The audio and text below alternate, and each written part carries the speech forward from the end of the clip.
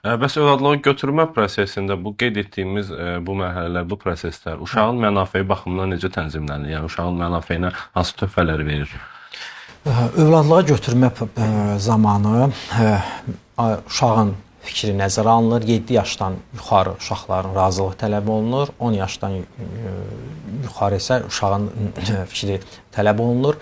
Beləliklə uşağın mənafeyi daha üstün tutulur.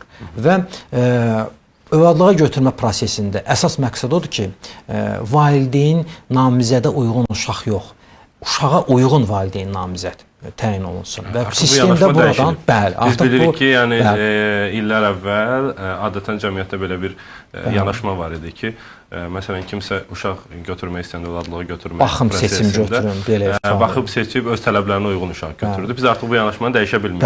Bəli, şükürlər olsun, dəyişmişik. Bu əvvəlki yanaşmanın uşaqlara nə travmalar verdiyini də hamımız bilirik.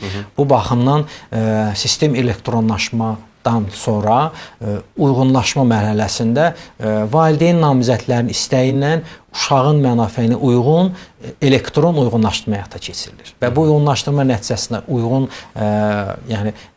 olduqda, uyğun hesab elədikdə valideyn namizəddə görüşü elektron sistemdə qəbul eləyir və uşağı görə bilər.